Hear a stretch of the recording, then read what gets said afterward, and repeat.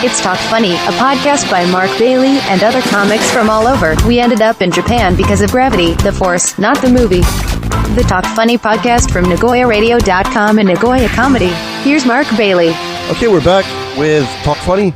I'm Mark Bailey, and Mike Miller is here. How you doing, Mike? I'm doing good. How are you doing, Mark? Good. We had a little trouble getting the PC on, and Mike was telling me that some people have designated porn computers and designated regular computers. So I don't have a regular computer. I've heard.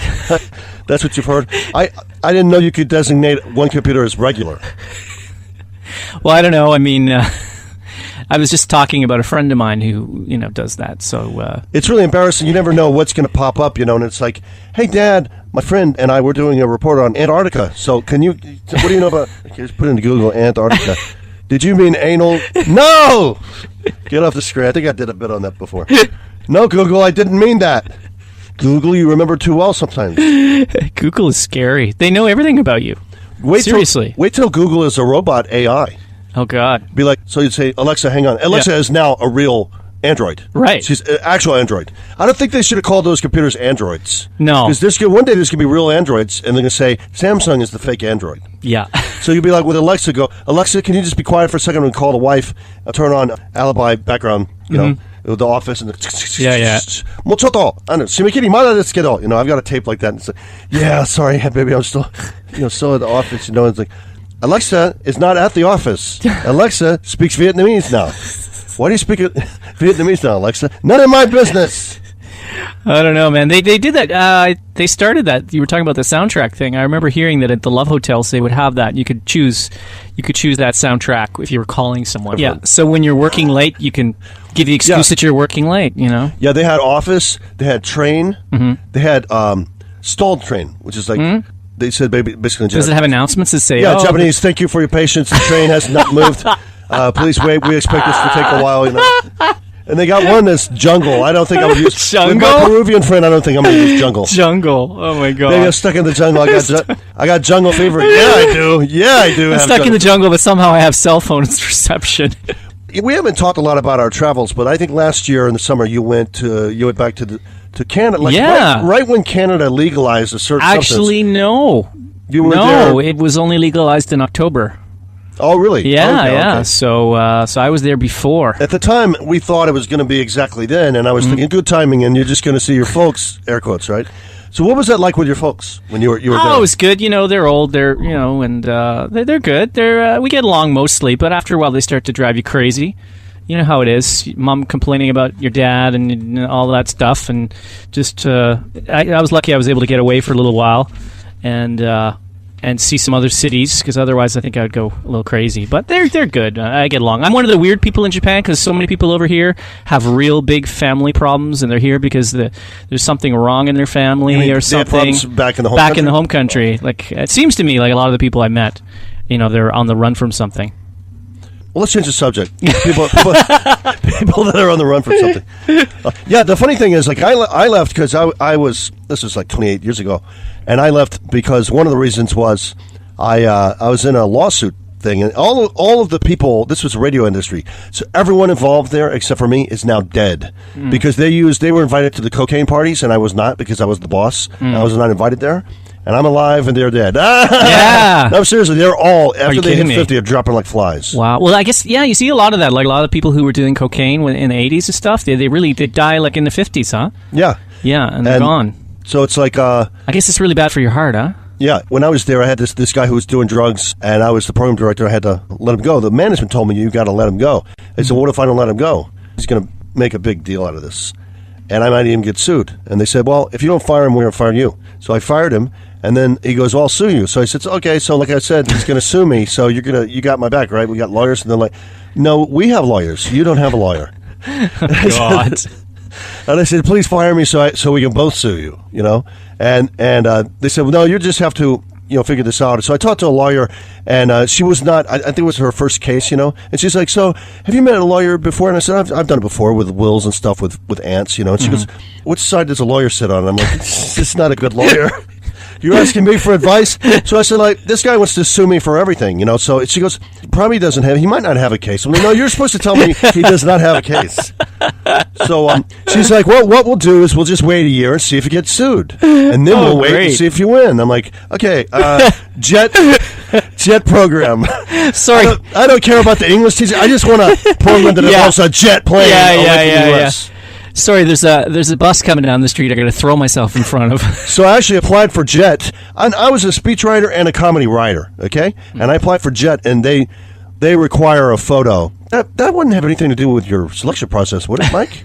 You haven't been rejected by JET, have you? So anybody if you had glasses, or if you didn't look like Tom Cruise, or if you were bald, or if I heard from others, if you look a little too dark, JET, you're probably not good for us for our program. Yeah, maybe discriminated a lot. Oh, I think back in the day it was probably a lot worse than it is now, but I can see what you're saying. And I was a professional writer for speeches, okay? I wrote for lots of people. I was very good at it. That's the only thing. I had a scholarship from the New York Times, okay? I got into Columbia for a year, the New York Times. And so the excuse, this is how I know it's BS. So Jet said, based on your writing, your writing, we don't think that you're quality enough for Jet. I'm like, I'm a professional writer. That is BS. Yeah. That is not the reason. Yeah. What year was that? This was late 80s. So okay, late 80s. So that was just 90. the beginning of the JET program, yeah. 89, 90. But, I didn't care. It had the word JET in it. That sounded good to me. Oh, it was a great deal. And I think back in those days, they used to fly you across the Pacific first class. Yeah. I started a year after they finished that. So, yeah, unfortunately. At the time, they had round trip. Eon, which I worked for when I first came over, they'll fly you over.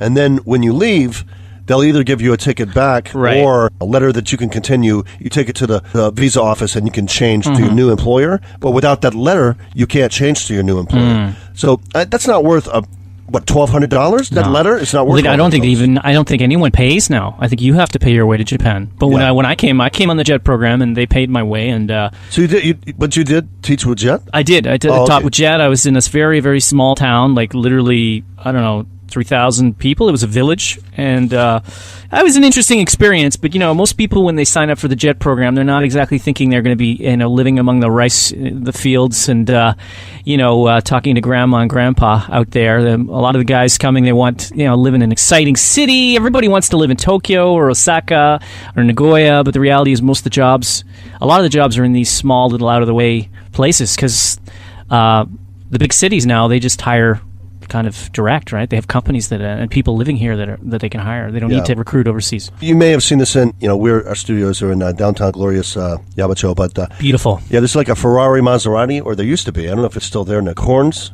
You know that showroom? Yeah, I would walk by there. We all walk by. Nobody goes in.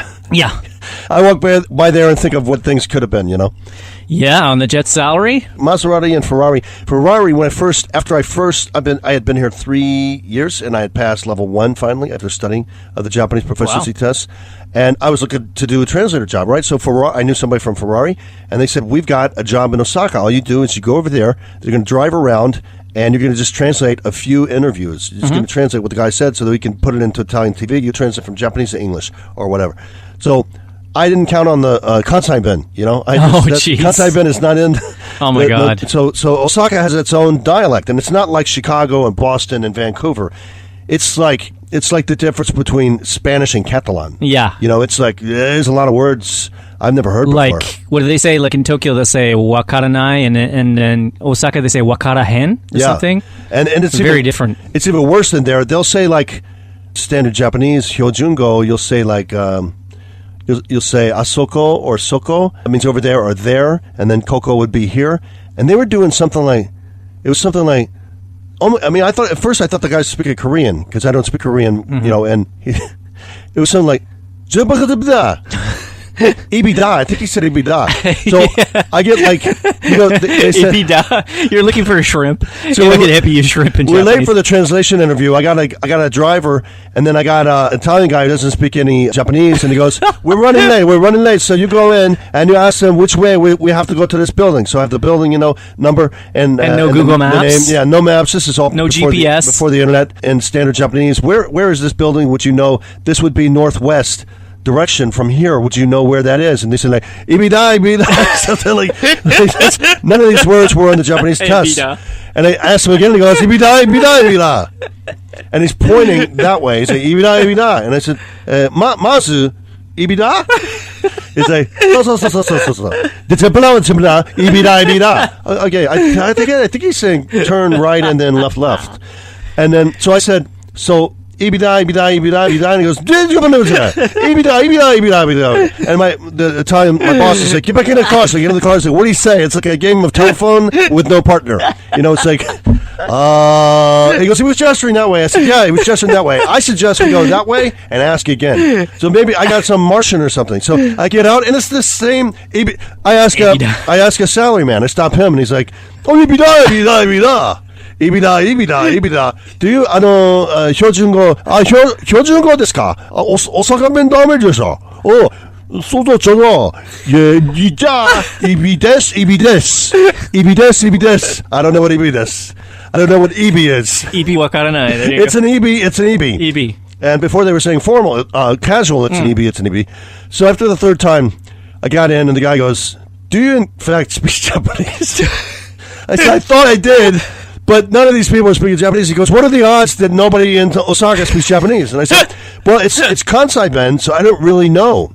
And he goes, there's the it was like Bulgarian embassy or something. He goes, ask them. So I went into the Bulgarian embassy and I asked them in English. And they said, here. So I came back and I said, yeah, I was able to understand her this time because it was standard English. I mean, standard Japanese. Nice. Yeah. And he goes, nice save. He goes, listen, one more time, if you get out and you get back in the car, fired. you understand you're fired.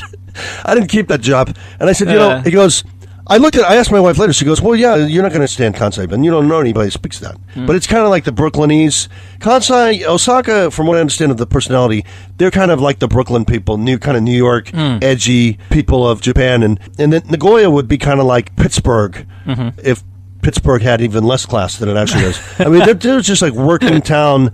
You know, they're basically a village that Toyota built a factory in. They're basically a very bunch of conservative xenophobes. But that's just my opinion after 28 years of experience. But one day I'm going to tell you what I really think, Mike. Not burning any bridges at all. So how did you, I guess you like Nagoya better, though, than the original place that you were stationed? Oh, yeah. I mean, Nagoya, when I came here for the first time, I was like, wow, there's buildings, there's like trains, there's people, there's women. Because in the countryside, there's like no young people. And at that time, I was in my late 20s. I think I was 26 when I came over. And I'll tell you, it was a hard scrabble out there. There's just because everybody my age was living in the city. They all left for jobs. And this is the problem you see a lot in Japan. There's places where they're giving away land now. Like, because so many people have left the countryside. So when I came to the city, I was like, wow, this is awesome. And, it seemed like a huge city to me. But it was funny because on the JET program, when you come over, they send you to Tokyo because the whole point of the JET program it's run by the government, was we're going to dazzle you with the bright lights of Japan and show you like all of the, the spectacular buildings and the busy downtowns and all that. So they send you to Tokyo for 2 days. Then they put you on the plane and send you where you're going to be teaching. Right. And so I get off at the airport in Oita after being in Tokyo for 2 days with these tall buildings and izakayas and people drinking and all this stuff going on the street. And I look out the wind from the airport, and I'm like, to see green rice fields. I'm like, this is where I'm going to be for a year? Really? Ian did a similar thing. Like, you train in Osaka or Okayama, or Okayama's kind of a podunk town, but or Nagoya. So we trained, and we trained in downtown Nagoya, bright lights, big city. And you're there for a week. It was like, this is cool. They put you in because if they trained you in the place you were going to teach, you would leave. That's right. A week, right? And it's like, yeah, I've gotten used to Nagoya now. And then some of my other guys that I was training with, you had this little envelope. One guy opened it up and it said like Numazu, which is like some rice field in Shizuoka. And then I opened mine up and it said, I didn't know, it said Fujigaoka. I didn't know that was a suburb. I didn't know it was a suburb of Nagoya, yeah. So I said, what does that mean? They said, what? It means mountain of wisteria. Like, what does that mean? This sounds really bad. They're like, no, it's... You started to hear the theme from Deliverance playing in the background on like a shamisen.